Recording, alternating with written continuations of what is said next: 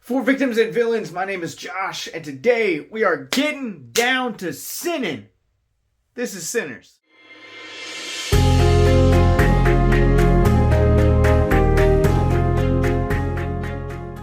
So Sinners tells the story of a pair of twin brothers, both played wonderfully, and I'll expand upon this, by Michael B. Jordan, that return to their small town and buy land in order to open up their own juke joint, only to have the party interrupted by vampires, a la From Dusk Till Dawn.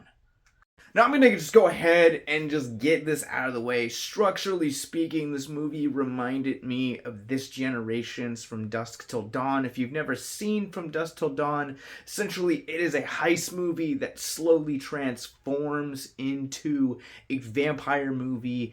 And this kind of has that same vibe where you have twin brothers kind of essentially returning to their roots. And you kind of think that this is going to be an entrepreneurial story, and no. It transforms into a vampire movie with music, and I'm so goddamn excited to talk about this movie.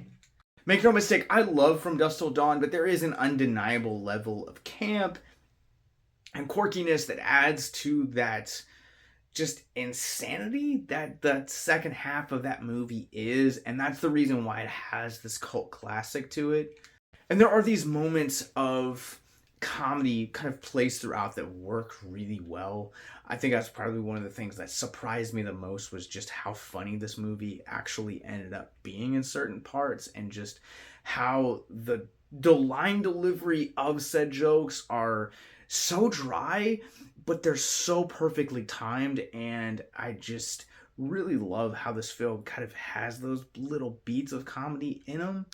But this feels like that same kind of structure of Dusk Till Dawn, but elevated in a way that is very intentional about being both a really scary vampire film that pays homage to what has come before it in terms of the lore and the mythology, while also at the same time also kind of feeling somewhat refreshing. And not only how it approaches the subgenre of vampires, but also at the same time the way that they move and the way that they interact and the way that they even look, and the character design aspect as well.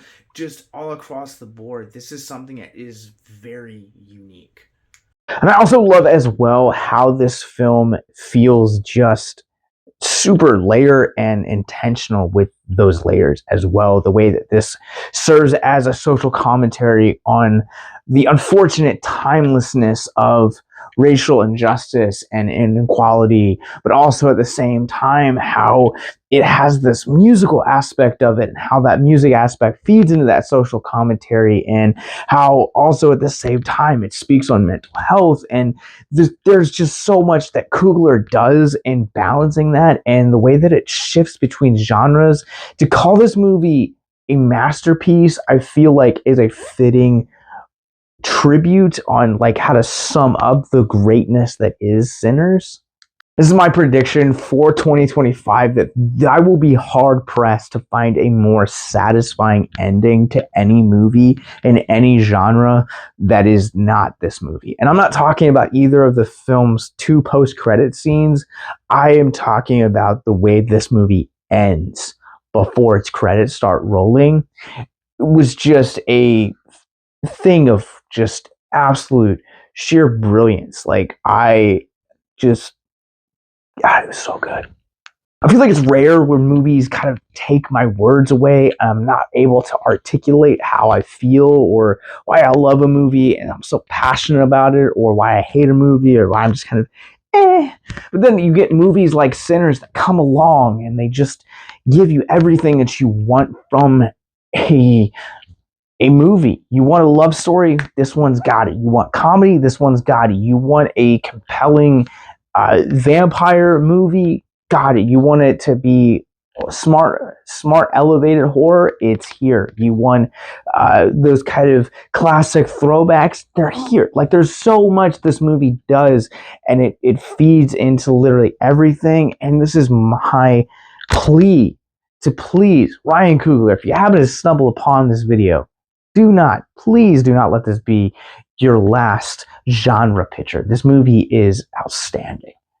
So Michael B. Jordan in this movie plays dual roles. He plays a set of twins, Smoke and Stack. They have an infamous reputation about them. I love that he approached both of these characters as separate entities, and it didn't feel like one was trying to copy off the other one. They are completely different, and I really felt like it helped this film stay grounded, for one, but for two, this is just a showcase to just kind of show how elegant and exceptional of an actor Michael B. Jordan is. Not that his other body of work has not shown that in the past, but this just kind of feels like a chance for him just to kind of show something completely new that he's never done and just really kind of show his range. And I really loved Jordan is just perfect here.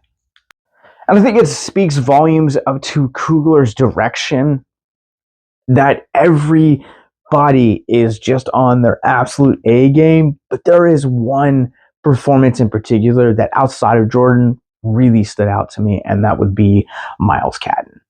So for those that don't know, Miles Caton, this is his big screen debut and holds your own against Michael B. Jordan and Omar Miller and Hailee Steinfeld, as well as Delroy Lindo. Really speaks volumes because he is surrounded by screen veterans that have just delivered countless amazing performances after one another, and he holds their own and just really stands out as one of the film's strongest elements, not only from being this really and again showing a wide range of emotions, from carrying this film with charisma in the beginning of the film to fear to ultimately kind of having this I really didn't know how to describe it. Like, his performance is it's just great.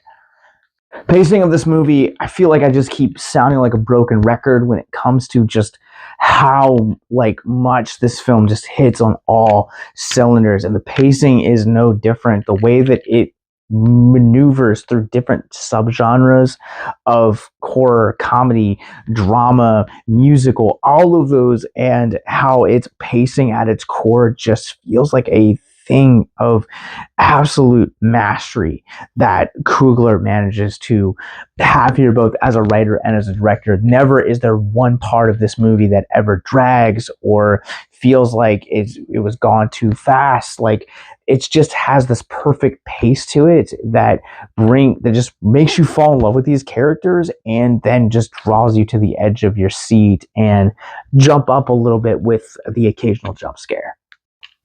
All of that said, I think you know what the score is going to be, but I'm ready to run this one through our Rorschach rating scale. I'm going to go ahead and give Sinners, the coveted, 5 out of 5. I loved this movie. Everything about it. Coogler's direction, Jordan's performance, Caton's performance, all of the performance surrounding that make up this incredible ensemble cast, the music, the horror, everything just hits, and everything is exactly what you want from a movie. It's a romance, the comedy, the horror. It just has a little bit of everything for everyone. And at the end of the day, this movie is going to be one of the most unique horror experiences that you've ever seen released from a major studio in the 21st century. But also, this is such a anomaly currently for Coogler as a filmmaker, and this is a movie that needs to be seen to be experienced. This would normally be the part of the video where I would talk about mental health, but I want to dive into some of the spoilers for it. So I'm going to wait a week and check it out again for research purposes, and then I'll be back next week to talk about the mental health of this movie and dig into some spoilers so that you guys can have a chance to actually see it as well. But if you or someone you know is currently struggling with suicide, addiction, self-harm, or depression, check out the links in our mental health resource library in the show notes below. Sinners is now playing everywhere from Warner Brothers Pictures. If you guys have seen it, comment below, let me know, but hit that follow button, and we'll see you guys next time And until then, remember to keep it classy and keep it spooky.